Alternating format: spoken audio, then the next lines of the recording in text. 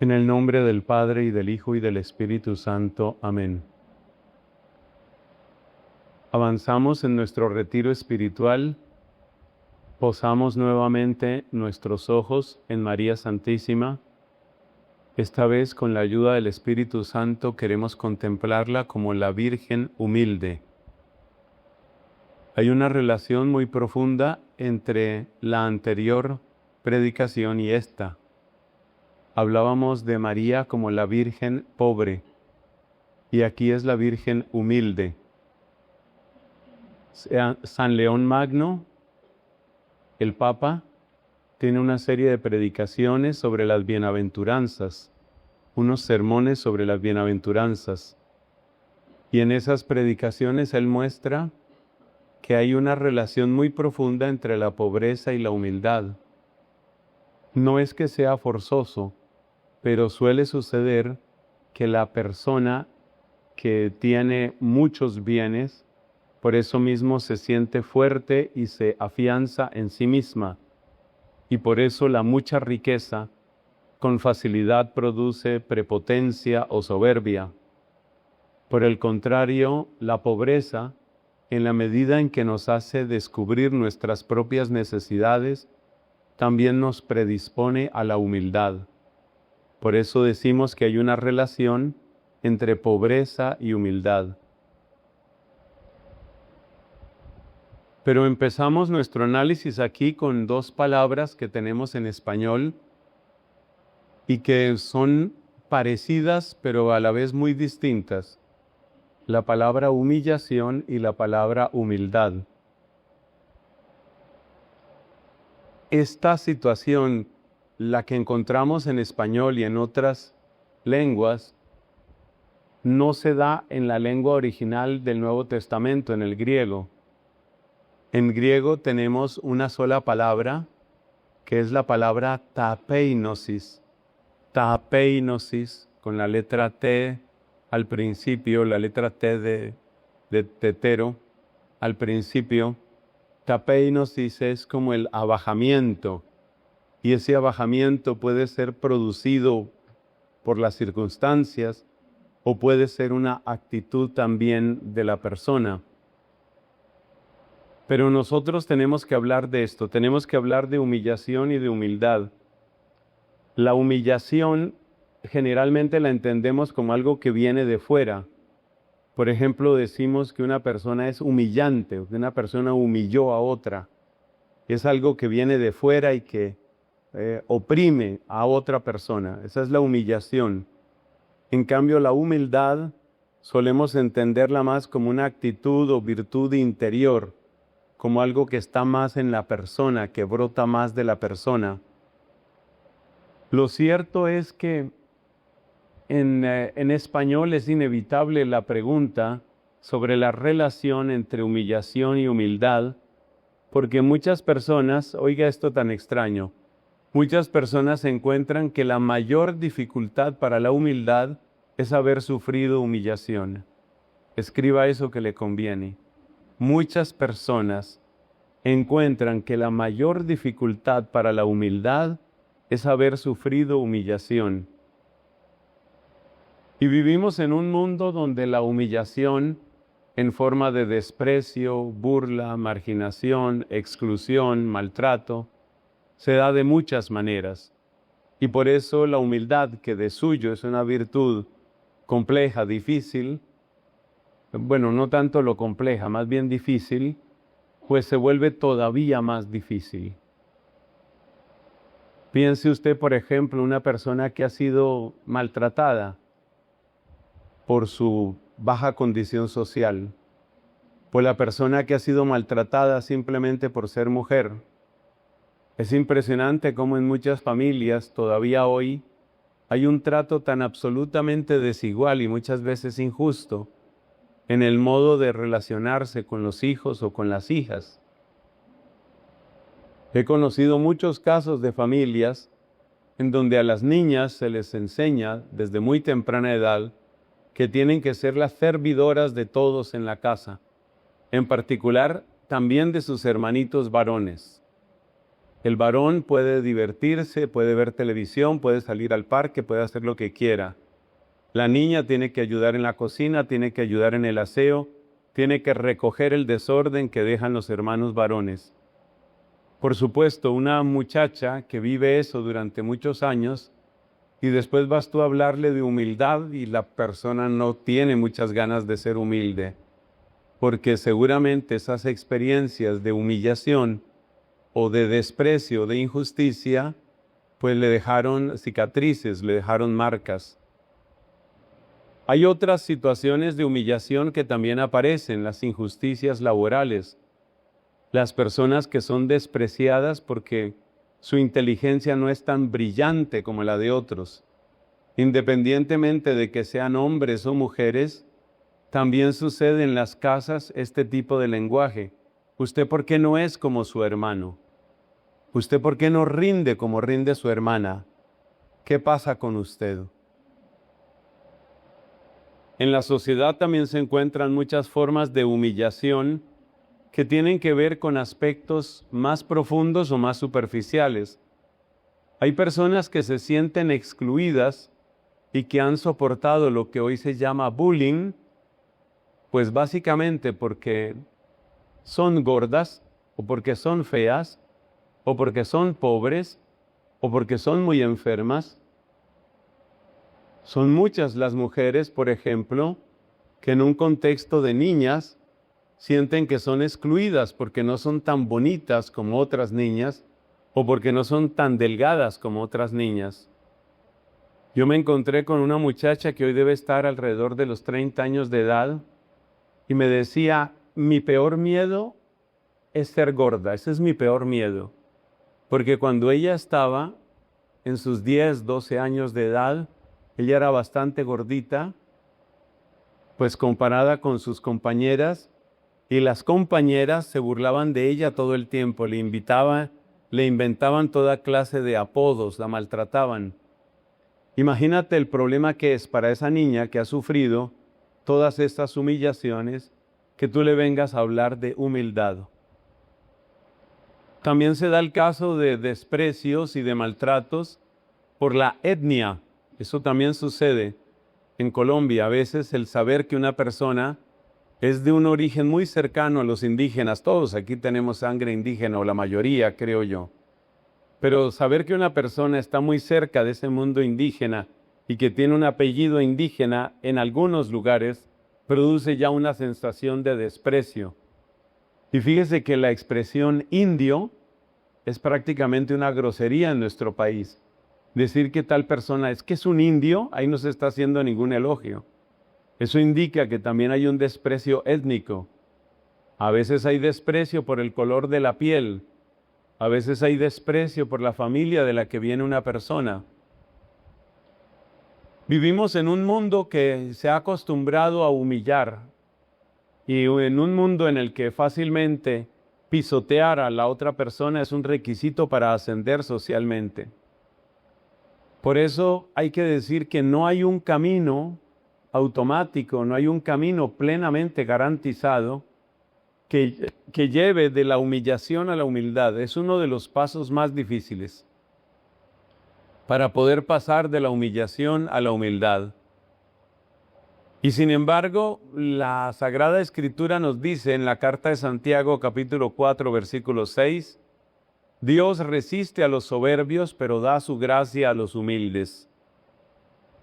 Entonces la persona que ha sufrido humillación, que es una enorme proporción de la población, por ejemplo en Colombia, es una persona que se encuentra en una situación muy difícil, porque por la historia de maltrato no le llama la atención ser humilde, pero la Escritura dice que si vas a ser soberbio, la soberbia pues te pone del lado de la exclusión de Dios. Esto es bien complejo. Por otra parte, pues en nuestra sociedad avanzan movimientos de reivindicación. Por ejemplo, el feminismo es un movimiento de reivindicación. Es un lenguaje que le dice a las mujeres que han sido tan oprimidas de muchas maneras, tan excluidas, les dice, pues ahora llegó tu turno de sobresalir. Ahora acostúmbrate a ponerte tú en primer lugar. Acostúmbrate a que tus intereses no son negociables. Tu placer no es negociable. Tu éxito no es negociable. Y por esa misma razón, el feminismo tiende a mirar con desprecio, a veces con rabia, a veces con auténtico odio a la figura de María. Es muy difícil, yo jamás he encontrado una feminista que hable bien de María. Y muy al contrario, si van a hablar de María, si se ven obligados, pues tal vez porque son religiosos o religiosas de corte feminista, si van a hablar de la Virgen María, entonces presentarán su propia versión de María. Entonces presentarán a María más o menos como una especie de revolucionaria y tomarán aquellos 2 versículos del Magnificat, ¿no? Derriba del trono a los poderosos y enaltece a los humildes. A los hambrientos los colma de bienes y a los ricos, sobre todo eso, a los ricos los despide vacíos. Esa es María, la revolucionaria, la María de puño en alto, la María que no se deja de nadie, la María empoderada. Y esa es la María que se pretende presentar en la mayor parte de lo que es o fue la teología de la liberación. Una María revolucionaria, una María que es ejemplo de lucha, no esa María pasiva. Y cuando una feminista se encuentre con este video, que si Dios permite lo publicaré en YouTube, ya me imagino yo las feministas. Claro, ahí está. Hombre tenía que ser el patriarcado pretendiendo imponer su bota y su opresión sobre las mujeres y perpetuar el dolor de tantas hermanas nuestras. Compañeras, levantémonos contra Fray Nelson, levantémonos contra el patriarcado, porque hay que predicar la María revolucionaria. Este tema es difícil. Este tema es difícil porque también la figura de María, en ciertos contextos, no cabe duda de que se ha utilizado para producir una versión mansita de la mujer. Mujeres que sean así mansitas, que no pongan mucho problema. Si van a ser religiosas, que sean más bien así piadositas, recogidas, así una religiosa compacta, ¿no?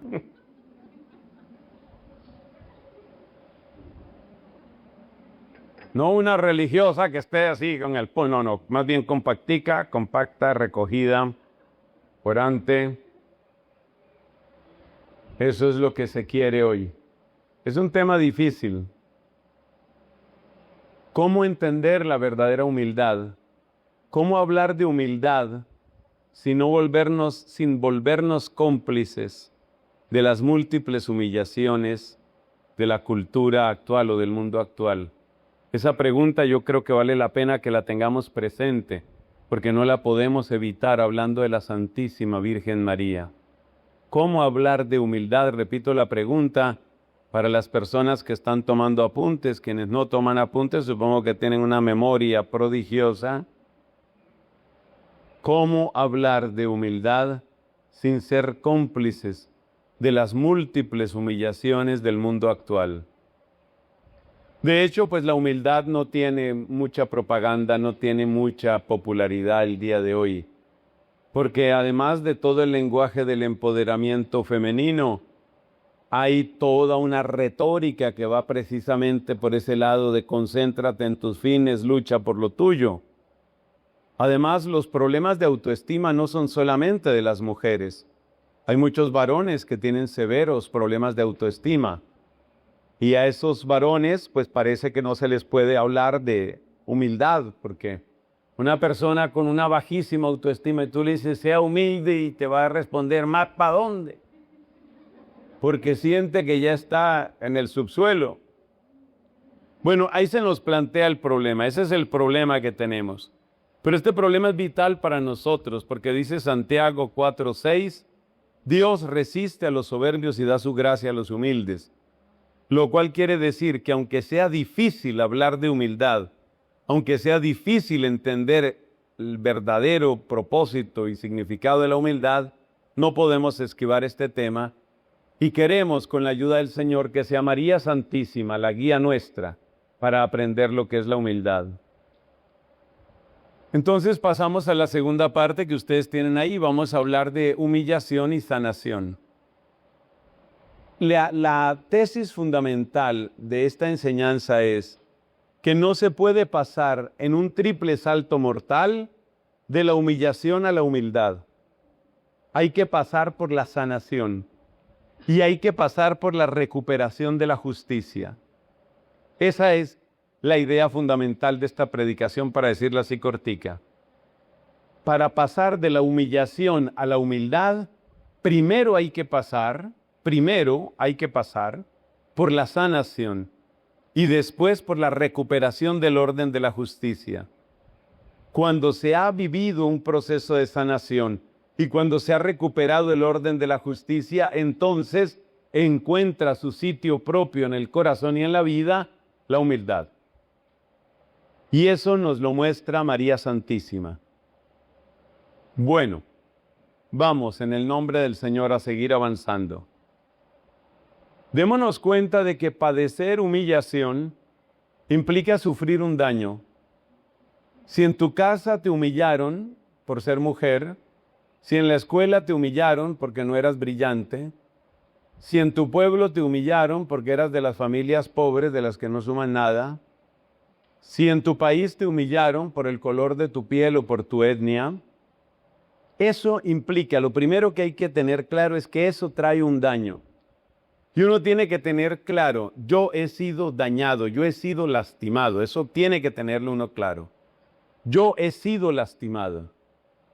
Si uno no tiene claro ese daño, nunca va a buscar la sanación. Y el problema cuando uno no busca la sanación es que uno se convierte en eslabón de una cadena que le pasa a otras personas otras heridas o las mismas que uno padeció. Entonces es necesario tomar conciencia. Me maltrataron, yo fui maltratado, yo fui maltratada, debe decir la mujer si es el caso, obviamente. También hay hogares llenos de amor. Y también hay hogares donde la niña pues era la princesa y todo era para la niña y lo que la niña diga. Y luego la niña entra a una comunidad y en la comunidad no es lo que la niña diga. Entonces ahí sufre porque ya no puede ser la princesa coronada, sino que aquí es a trabajar, a funcionar y a ser una más. Eso también existe. No todas las niñas son oprimidas. No me hagan cara de que nosotras las oprimidas no.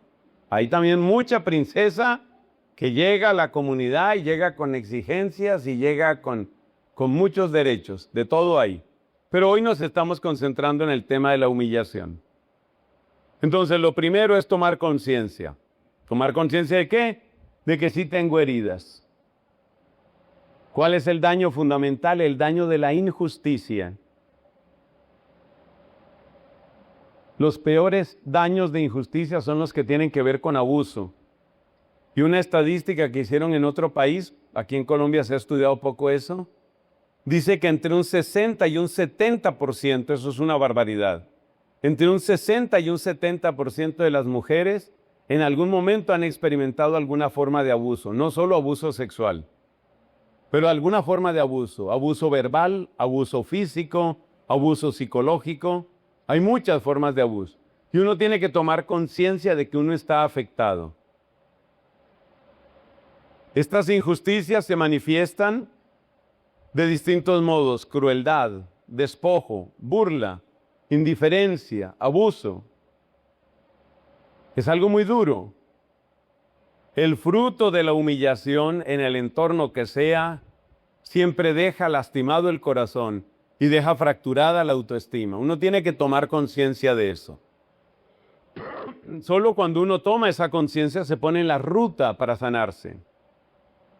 Y es maravilloso experimentar la sanación. Observemos que cuando una persona ha sufrido una herida y no entra en un camino de sanación, esa persona se guía por una cosa que se llama la lógica de la transacción. Este es un tema sobre el que he tenido que predicar muchas veces, permítanme lo resumimos aquí, porque es vital. Y una persona que está en la lógica de la transacción no logra percibir ni dar el amor de Dios. Yo creo que es el bloqueo peor. Jesús nos habla de la lógica de la transacción en el capítulo 6 del Evangelio según San Mateo. Las palabras de Jesús, Él no es un teórico, Él predica siempre de un modo muy práctico. Las palabras de Jesús son estas: si tú solo das cuando esperas recibir, ¿qué mérito tienes? Si tú solo invitas, esperando que otros te inviten, ¿qué mérito tienes? Eso es lógica de la transacción. En resumen, la lógica de la transacción es la lógica de la escasez. Es decir, yo doy poquito, muy poquito doy. ¿Por qué doy muy poquito? Porque doy únicamente negociando. ¿Con quién voy a ser amable? Con el que sea amable conmigo. ¿Con quién voy a ser generoso? Con el que sea generoso conmigo. Por eso se llama transacción. Cuando uno no conoce el amor de Dios o cuando lo conoce de lejos y solo de oídas, uno está marcado por la lógica de la transacción. ¿Cómo es la lógica de la transacción? Yo únicamente doy cuando espero recibir. A ti te voy a querer si tú me quieres. A ti te voy a ayudar, pero si tú me vas a ayudar después. La lógica de la transacción es también la lógica de la carne y la sangre en la expresión de la Biblia. Cuando San Pablo habla de la carnalidad, del daño que hace la carnalidad, se está refiriendo precisamente a esa manera de obrar. La lógica de la transacción en el fondo es un refinamiento del egoísmo. Es una manera de protegerse uno mismo.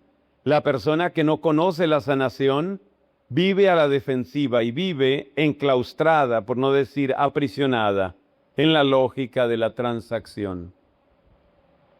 Y por eso las tendencias típicas de una persona que no ha experimentado sanación, las tendencias típicas del corazón herido son responder con la misma moneda. La ley del talión es una de las expresiones de la lógica de la transacción. Ojo por ojo, diente por diente. Responder hiriendo al agresor. Y observemos que eso se ha impuesto mucho, concretamente en el caso de la mujer. Se ha impuesto muchísimo. ¿Fueron infieles contigo? Pues ahora tú vas a ser la infiel. Si el hombre tiene derecho a acostarse con no sé cuántas mujeres, pues tú acuéstate con no sé cuántos hombres. Es pagar con la misma moneda. Por supuesto, es un desastre ese tipo de respuesta. Deja al corazón con un vago sentimiento de que se hizo justicia, pero lo deja lleno de tristeza y lo deja lleno de oscuridad. Pero eso es lo que sucede cuando no hay sanación. Otras veces lo que sucede es que la persona no le responde al agresor en la misma clave, pero sí transmite a otros. Así, por ejemplo, encontramos muchas mamás que como esposas se sienten poco amadas, se sienten como esposas maltratadas, excluidas, y luego riegan sobre los hijos indiferencia, tratan a los hijos con dureza, dan muy poquito amor, muy poquito. No es el caso, esto no es que se dé en todas partes, pero se da. Es decir, es la transferencia. A veces es la retaliación, yo te respondo como tú me trataste, pero otras veces es la transferencia. Alguien me humilló, entonces yo humillo a otro. Y ese después humilla a otro. Hay un aspecto sobrecogedor de la pasión de nuestro Señor Jesucristo. ¿Quiénes fueron los encargados de torturar a Cristo? Los encargados fueron aquellos soldados que estaban en el nivel más bajo del ejército romano.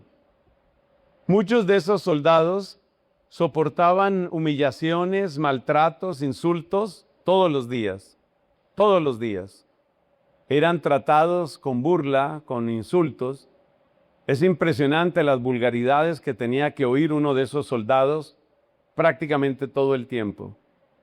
Eran humillados, eran maltratados.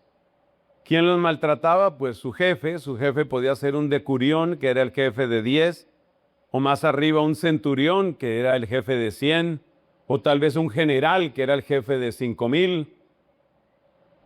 Entonces usted se da cuenta para dónde va esto. Esto es como una escalera. Entonces el general se burla y trata como si fueran basura y estiércol los centuriones. El centurión no se puede desquitar con el general porque sabe que lo torturarán hasta matarlo. Aguanta, aguanta y aguanta. Pero después él va donde los decuriones, los que están abajo, y entonces se desquita con ellos, los maltrata y los humilla. Y estos decuriones entonces con los soldaditos de abajo los maltrata todavía peor y se desquita con ellos. Pero los que están puro abajo, ¿con quién se desquitan? ¿A quién maltratan? Pues los únicos que tenían para maltratar eran los prisioneros de guerra. Los únicos que tenían para maltratar eran los enemigos. Entonces, estos soldados del más bajo nivel, que solo habían recibido la carga de basura y de odio y de desprecio de los niveles de arriba, tenían el corazón podrido de odio. Y ese corazón podrido de odio luego lo volcaban, por ejemplo, en una batalla maltratando y destrozando al enemigo. Pero también podían tener otro camino para saciar su ansia de desquite, y esos eran los crucificados. O sea que Cristo se convirtió en un juguete de sádicos, y por eso la manera de maltratar a Cristo fue depositar en él toda la rabia, todo el odio, toda la frustración que habían acumulado durante toda su vida esos hombres. Y por eso ninguno de nosotros se puede imaginar cuánto sufrió Cristo. No fue solamente que les dieran unos azotes, sino que cada uno de esos latigazos llevaba un mensaje de odio rancio, acumulado. Tenía el mensaje de un corazón podrido, enfermo, frustrado. Eso fue lo que cayó sobre Cristo. Ese es el tamaño de la pasión de Cristo. Y eso es lo que sucede cuando no hay redención. La otra posibilidad es que la persona que sufre estas humillaciones, si no encuentra camino de sanación, entonces toma un camino perverso que es autoacusarse. Y entonces se vuelve contra sí mismo, contra sí misma. Hoy tenemos una epidemia terrible, hay que orar por eso, hay que hacer algo. Hay una cantidad de muchachitas que se están haciendo cortadas. El verbo cortar en inglés es cut. Entonces, cutting, ¿qué es? Cutting es hacerse cortadas. Y hay una cantidad de muchachas que están haciéndose cortadas. No encuentran para dónde sacar su frustración, su dolor, su rabia. Entonces se vuelven contra su propio cuerpo. Otras veces es algo un poco más sofisticado. Torturan su cuerpo y lo destruyen con la anorexia. O tienen múltiples intentos de suicidio y lamentablemente algunas personas llegan a consumar la autodestrucción. Este es un tema muy serio, este es un tema muy delicado y muy doloroso. Para que estas tendencias no le gobiernen a uno la vida, solo hay un paso posible, y es redescubrir el fundamento del propio valor en algo más grande y en alguien más grande. En el momento en el que yo empiezo a descubrir que soy valioso y que eso que me da el valor y ese que me da el valor es más grande que todos los que me han ofendido, ahí la cosa cambia, ahí la vida cambia.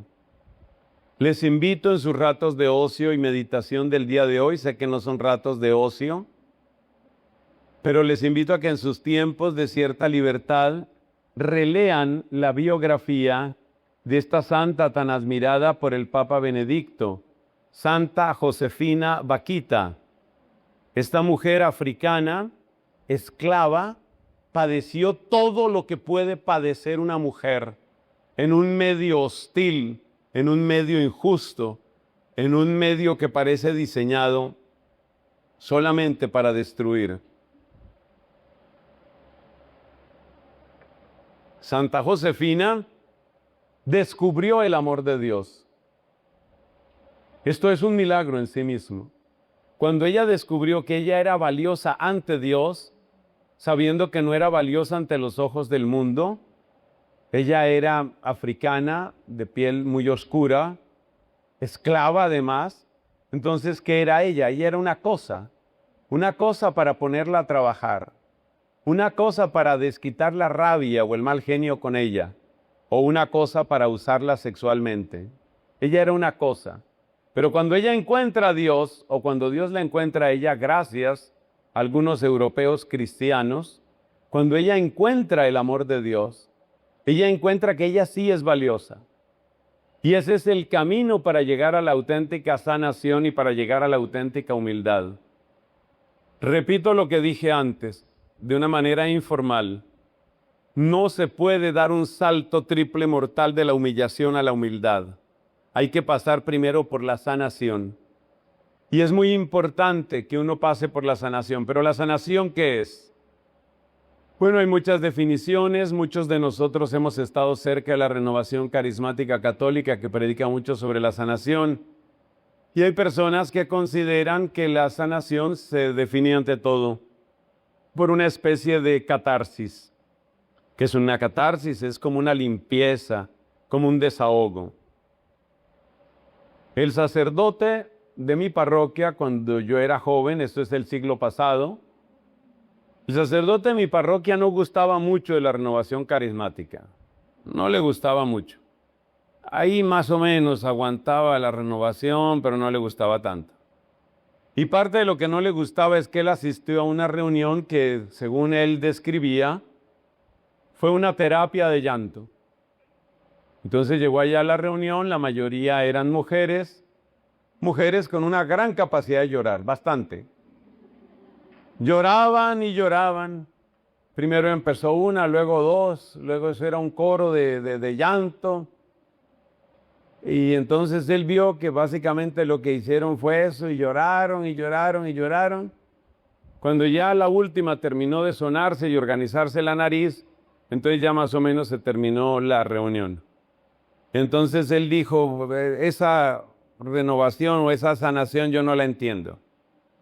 La verdad es que llorar ayuda a muchas personas y el reprimir el llanto, el reprimir la expresión de dolor no es saludable, eso lo dice la psicología claramente. Pero la sanación es mucho más que llorar mucho. Pero por cierto, esta santa amiga, Santa Catalina, ella tiene en el diálogo una sección que se llama el Tratado de las Lágrimas. Y ella habla sobre cómo el llanto a veces puede ser llanto de pura autocompasión. Que tú llores no es en sí mismo malo, puede ser muy bueno. Llorar es bueno. Yo de hecho me he vuelto cada vez más llorón. Va a tratar de no llorar en esta predicación, pero yo lloro mucho. Entonces, el llanto en sí mismo puede ser bueno. Pero hay que tener cuidado con el llanto porque a veces el llanto es solo autocompasión. El llanto es apenas como la repetición de pobrecito yo, cuánto he sufrido yo. Mi papá no me quiso, mi mamá me hizo a un lado, todos querían a mi hermano. Yo fui despreciado, nadie me puso cuidado, ay, me quito. Y llore. Y la persona pues entiende que llore y tal vez es mejor que llore a que no llore, pero ese llanto no necesariamente es sanación. Hay un salmo que dice, recoge mis lágrimas en tu odre, Dios mío. El odre es un recipiente de cuero para guardar líquidos. Y el que escribió eso sin duda lloraba mucho, como para llenar un odre. Recoge mis lágrimas en tu odre. Y la clave está eso, que mi llanto sea no para mí mismo, no para mi odre, sino para el odre de Dios. Es decir, que mi llanto sea entrega, que mi llanto sea entregar. No le entregues a Dios una fotocopia de tu problema, entrégale el problema. Entonces la característica de la auténtica sanación es la entrega. Y aquí hay una frase que me parece muy importante. Descubre tu valor si tú entregas lo que tanto te ha dolido. Y si en esa entrega tú descubres lo valioso, lo valiosa, lo preciosa que eres hasta descubrir tu valor en la sangre santísima de Jesús y en la efusión del Espíritu. Y si tú encuentras junto con el desahogo el auténtico consuelo, ahí estamos hablando de verdadera sanación. Esa es la verdadera sanación. Una entrega profunda que te permite descubrir tu valor, pero tu valor no porque tú te digas a ti misma, con tono de empoderada. Yo soy valiosa, valgo muchísimo, mejor dicho, como yo valgo no vale nadie. Primero yo, segundo yo y tercero yo, primero mis metas, primero mi cuerpo, primero mi placer, primero mi éxito, primero yo, primero mi carrera. No, ahí, con esos ejercicios de autoempoderamiento, lo único que estás haciendo es recibiendo tu propio amor. No es malo eso. Fácilmente puede torcerse, de muchas maneras puede torcerse. Pero bueno, ese es solo tu propio amor. La grandeza de la auténtica sanación está en recibir el amor de Él. Si tú le entregas a Él y si tú recibes de Él, esa es sanación. Eso puede venir con mucho llanto en algunas personas, como le pasó a las vecinas del barrio allá donde yo vivía, que lloraban mucho. Eso puede suceder con mucho llanto o puede suceder con poquito llanto. Lo importante no es la cantidad de lágrimas. Lo importante es la cantidad de entrega, el darle a Dios. Lo que dice el apóstol San Pedro, búsquenlo por favor, léanlo, amen ese texto. Arrojen, dice San Pedro, esa es la traducción más precisa. Arrojen, es un verbo derivado del verbo balo en griego, balo que es arrojar. Arrojen en Cristo, arrojen en Dios sus preocupaciones. Él se interesa por ustedes. Hay que buscar ese texto allá en San Pedro, primera carta de Pedro. Espero no estarme equivocando, pero si no es la primera, es la segunda, de ahí no pasa. En todo caso, arrojen en Dios sus preocupaciones. La sanación está en eso, en cuando yo primero me doy cuenta que sí estoy afectado. Poner la cara dura y creer uno que es de piedra y que yo ya pasé la página y que ya eso quedó atrás y que eso ya no tiene que ver conmigo, eso no sirve. Eso no sirve, esa ceguera voluntaria no te ayuda. Hay que descubrir que sí tenemos, ciertamente tenemos esos dolores, ciertamente tenemos esas heridas. Segundo, es ante el Señor, el que nos puede sanar es el Señor. No le pongas parches a tu problema. Por ejemplo, ¿qué es un parche a un problema? Piense usted, este ejemplo, Dios mío, ¿cuántas veces lo he visto? Una jovencita que fue poco amada por el papá. Ustedes saben que hay muchas regiones donde hay mucho machismo y entonces el papá lo que quiere es un hijo para que siga el imperio. Un hijo que sea valiente, que sea fuerte, que sea emprendedor, que sea jefe, que saque adelante la empresa y la lleve a un nuevo nivel. Ese es el sueño de ese hombre. Embarazo, buena noticia. ¿Qué es? Una niña. Ya empezó la mala cara del tipo, no una niña. Y viene el rechazo hacia la niña. ¿Y cuántas mujeres han vivido eso? Mi papá esperaba que fuera un varón. Incluso algunas mujeres hasta cierto punto se masculinizan, más o menos, como tratando de complacer al papá, pero el papá nunca queda contento. Lo que quería era un varón. Segundo embarazo, otra niña. ¡Ay, caramba! Tercer embarazo, un muchachito. Ese sí es mi rey, ese sí es mi príncipe. Las otras, por favor, aprendan a hacer coro junto a la cuna del príncipe. Bueno, esa mujer no se siente amada. Ella fue la hija mayor, no se siente amada. Yo luché demasiados años tratando de lograr un poco de aprobación, un poco de cariño de mi papá. Nunca hubo cariño para mí. Yo trataba de lograr lo mejor, de ser la primera en el colegio, nunca fue suficiente. Yo nunca era suficiente. Tiene ese dolor grande y de alguna manera tiene un vacío grande también, obviamente, porque ella quería ser hija amada de un papá. En esas circunstancias, cuando ella tiene 17 años, conoce un señor de 30 años, al cual le quedan más o menos unos 20 centímetros cuadrados de la piel sin tatuaje.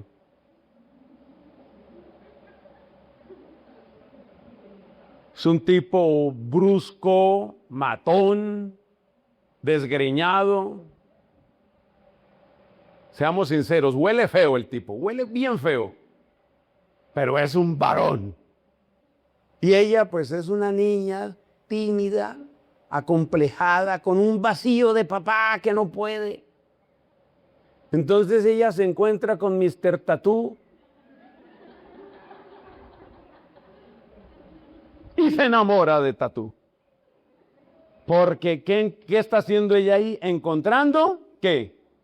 El papá que no tuvo. Ahí está. Ahí está.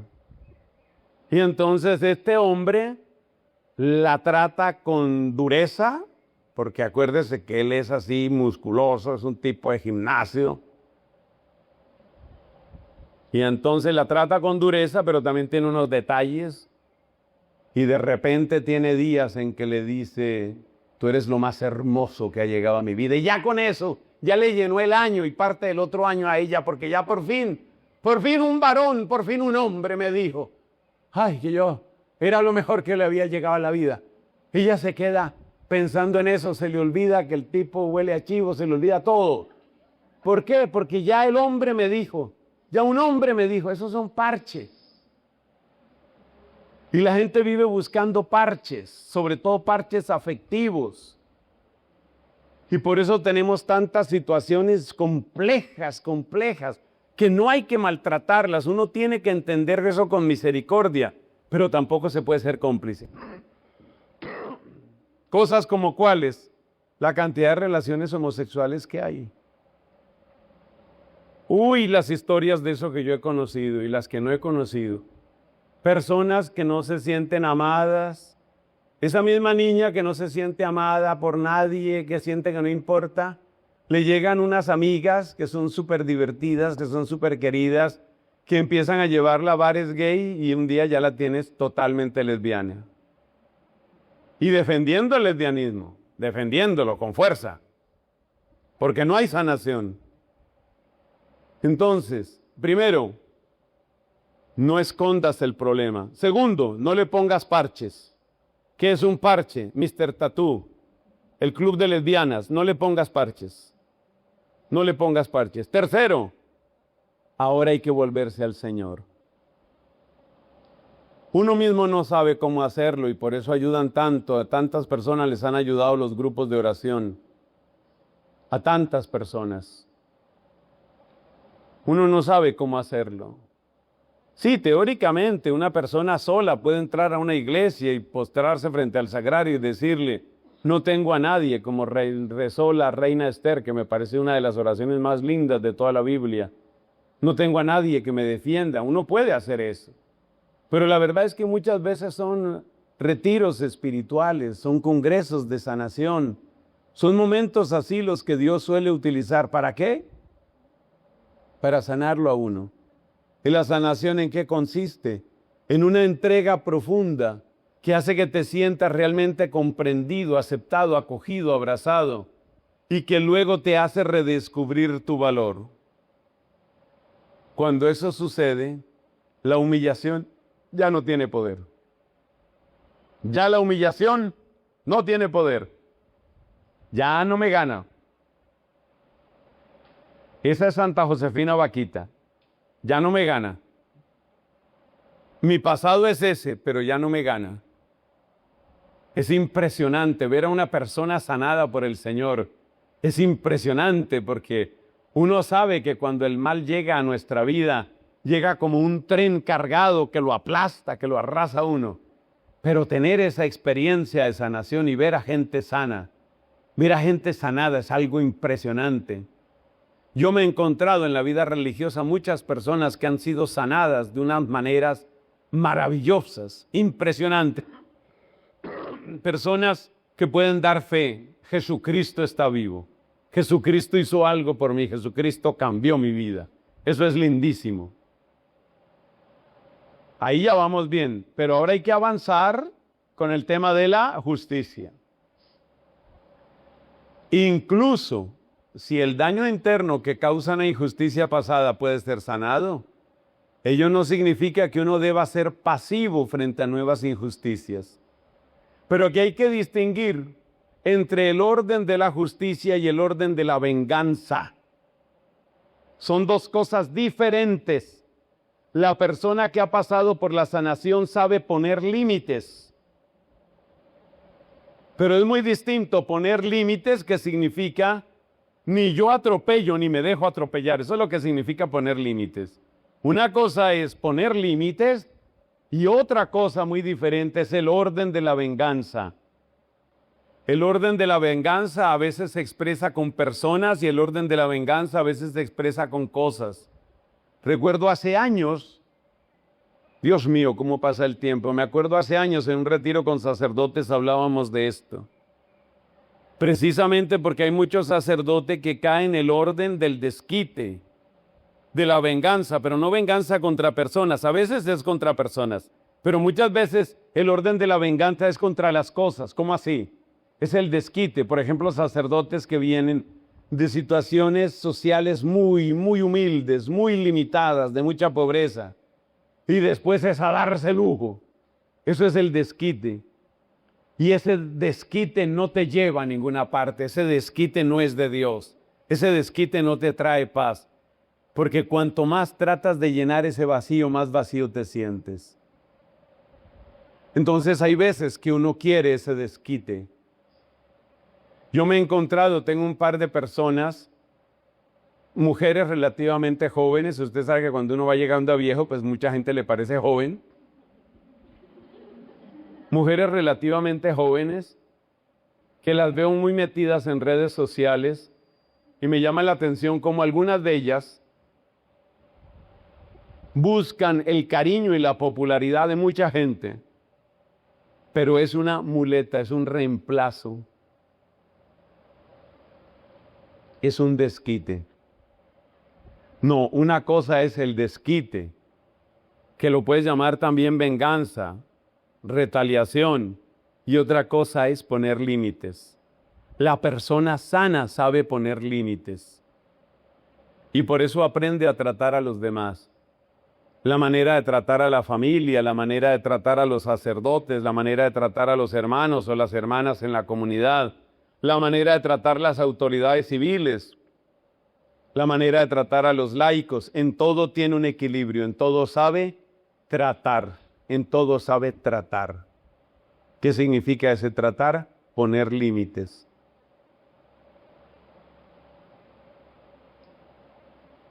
Hay que rectificar las cosas, por supuesto, para que el corazón permanezca libre, para que no vivas reaccionando. Aquí tengo que hacer una aclaración con un ejemplo que siempre lo utilizo. Es el ejemplo de la persona, una señora que está casada. Resulta que el esposo es muy violento, el esposo es alcohólico, aunque él nunca lo reconocerá, pero el tipo es alcohólico, es violento, y ella sabe que tiene que perdonar. Pero una cosa es perdonar y otra cosa es burlarse del orden de la justicia. Esa mujer tiene que instalar en su corazón y en su casa el orden de la justicia. ¿Eso qué significa orden de la justicia? Límites. Y no llame a eso mi cruz, porque esa es una tentación que hay, llamar a eso la cruz. No, esa es mi cruz. Me tocó ese esposo, toca aguantar. Creo que pasado mañana me toca paliza. No, eso no es así. Hay que poner límites, hay que tomar las medidas del caso. Cuando tú empiezas realmente a sanarte, pero en serio, sanarte, y vas aprendiendo a poner límites con serenidad, con sabiduría, sin faltar a la caridad, empieza a prepararse el terreno para que llegue una virtud que se llama humildad. O sea, todavía no hemos empezado a hablar de la humildad. Todo esto que he dicho es apenas la preparación. Pero es que sin esta preparación no hay humildad. Una persona que está herida, que está resentida, que está asustada, que no se puede querer, esa persona no tiene humildad. Una persona que siente ganas de desquitarse, una persona que siente la vida ha sido injusta conmigo, una persona que quiere autodestruirse, una persona que quiere desquitarse comprando, disfrutando, esa persona no puede tener humildad. La humildad es una virtud exigente por toda esta preparación. Pero cuando tiene esta preparación, que consiste básicamente en dos cosas, usted la ve ahí, sanación y orden de la justicia. Cuando esas dos cosas se van dando, entonces llega este capítulo que es hermosísimo. El que ya mencionaba Santa Teresa de Jesús, la humildad es la verdad. A ver, examinemos qué es lo que quiere hacer la soberbia. La soberbia quiere instalar una mentira en tu vida. ¿Cuál es la mentira que trae la soberbia? Yo valgo más. Yo pienso mejor que todos. Mis ideas son las mejores. Eso es soberbia.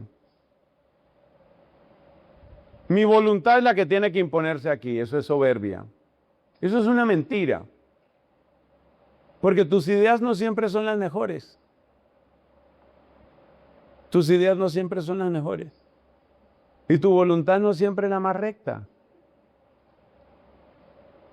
Decía San Agustín, el que no es capaz de pedir perdón de corazón, sin razón está en el monasterio, sobra. Todos nos equivocamos. Los superiores, yo también he sido superior. Ustedes me ven aquí, pero yo he sido superior. Claro. Fui superior aquí en Villavicencio. Eran otros tiempos. Tiempos aquellos. Fui superior en Chiquinquirá, en el Santuario Mariano Nacional. Ustedes ven ahí, ¿no? El padrecito fue prior allá en Chiquinquirá. Y yo sé que uno como superior, uno también se equivoca. Y lo más sabio que puede hacer un superior es aprender. Y seguir aprendiendo. Y seguir aprendiendo. No siempre tus ideas van a ser las mejores. No siempre tus decisiones son las más puras. No siempre tu voluntad es la más correcta. Sin embargo, eres el superior, eres la superiora. Trata de hacer las cosas lo mejor posible, pero te puedes equivocar. Y uno se equivoca y hay que saber corregirse. Entonces la soberbia quiere instalar una mentira. Pero hay otra mentira que también puede metérsele uno en la cabeza, que es cuando no hay sanación. Y es la mentira de que yo no valgo, yo no sirvo. Mejor no, mejor no. Hay algunas hermanas o algunos frailes, hermanas no sé tanto porque yo no he vivido con hermanas, pero con algunos frailes tiene aquí un letrero que dice mejor no. Usted pudiera colaborar en este cargo, se necesita esto en la universidad. No, mejor no, mejor no. Entonces finalmente se murió, mejor no. Se murió, mejor no. No te autosabotees, esos términos los usan ahora los jóvenes. No te autosabotees. No te autodescalifiques. La humildad es la verdad. No eres lo máximo, tampoco eres lo mínimo, y tampoco importa eso. Importa que tú, desde lo que tienes y puedes, hagas el mayor bien posible. Eso es lo que interesa. ¿Tú eres lo máximo? No. ¿Eres lo peor? No, no sabemos. Pero eso no importa. Eso no es lo más importante. Lo más importante es la verdad. ¿Y la verdad cuál es? La verdad es que Dios quiso que tú existieras. La verdad es que tú has sido amado, tú has sido amada desde el día cero de tu existencia. La verdad es que Dios no hace basura. La verdad es que tú eres redimida a precio de la sangre de Cristo. La verdad es que el Espíritu Santo palpita en ti. La verdad es que la gloria en tu vida es para Dios. La verdad es que es tontería perder la vida tratando de buscar la propia gloria. Entonces la humildad se sitúa en esa verdad. La humildad derrota las dos mentiras, la de la soberbia y la de la desesperación o la descalificación. Y ahora volvamos a María. Mira estas dos frases de María. Aquí está la esclava del Señor. Y ahora mira esta otra. Me llamarán bienaventurada todas las generaciones. Observa esas dos frases. Esas son dos frases de una mujer que se conoce, que sabe lo que vale y sabe quién es ante Dios. Aquí está la esclava del Señor. No toma la gloria para sí misma. Aquí está la esclava del Señor. Ella sabe que su vida tiene un propósito, que es servir al plan de Dios. Aquí está la esclava del Señor. ¿Se quería poquito? Mira lo que dice en el Magnificat. Me llamarán bienaventurada todas las generaciones. Ella se quería rectamente. Ella se amaba bien en Dios. La humildad es la verdad. La humildad es la verdad. Ella sabía lo que valía y sabía quién le daba su valor. Y sabía a quién se debía. Y sabía en dónde estaba su triunfo. Y sabía en dónde estaba su belleza. Y sabía que todo lo había recibido. Es tan profunda la humildad de María, está tan llena de sabiduría, está tan llena de luz, que solo el Espíritu Santo te puede revelar. Dale espacio al Espíritu Santo para que te revele la hermosura de la humildad de la Virgen, la manera como ella se conoce, la manera como ella sabe lo que es y sabe quién es, y lo agradece y glorifica a Dios. Por eso podríamos llamar a esta predicación Virgen humilde que camina en la verdad. Esa es María. Virgen humilde que camina en la verdad. Y vamos a terminar esta enseñanza con una oración. Vamos a pedirle a ella que interceda. Yo no me alcanzo a imaginar porque el corazón de ella es tan puro, está tan lleno de Dios. Yo no me alcanzo a imaginar el corazón de María. Solo sé que está lleno de santidad y de un perfume que no se puede describir. Pidámosle a María Santísima. Yo trato de mirar con cuánto amor ella en este momento debe estar viendo a cada una de ustedes. Yo te pido que te dejes mirar por ella. Yo te pido que recibas la intercesión que ella quiere hacer por ti, para que tú seas sana de lo que te haya pasado en la vida. Yo no sé lo que te ha pasado en la vida. Tú sabes en parte, solo Dios sabe todo de la historia. Ella te quiere, María Santísima te ama, y María Santísima te ama santa, y quiere verte libre de toda carga, y quiere verte libre de toda herida, y quiere que tú tengas la sabiduría y la capacidad de poner los límites donde hay que ponerlos. María Santísima, Madre de Cristo Dios, verdadera intercesora, mujer tan bella, mujer tan humilde, trono de sabiduría, Santísima, Santísima Virgen, suplico tu intercesión por este grupo de religiosas. Yo te pido no solo que te acerques a este lugar, sino que te acerques al corazón de cada una. Acércate a ese corazón como auténtica amiga, como verdadera hermana, como madre amantísima, acércate a cada corazón. Y que ese corazón que necesita consuelo lo obtenga por tu gracia, por tu intercesión. Que ese corazón que necesita ánimo lo encuentre en este momento. Que ese corazón que tal vez necesita una exhortación y una corrección lo reciba de tu amor en este momento, María Santísima. Y como dice la oración que vamos a repetir, muéstranos a Jesús. Dios te salve, Reina y Madre, Madre de misericordia, vida, dulzura y esperanza nuestra. Dios te salve, a ti clamamos los desterrados hijos de Eva. A ti suspiramos, gimiendo y llorando en este valle de lágrimas. Ea pues, Señora, abogada nuestra, vuelve a nosotros tus ojos misericordiosos, y después de este destierro, muéstranos a Jesús, fruto bendito de tu vientre, oh clemente, oh piadosa, oh dulce y siempre Virgen María. Ruega por nosotros, Santa Madre de Dios.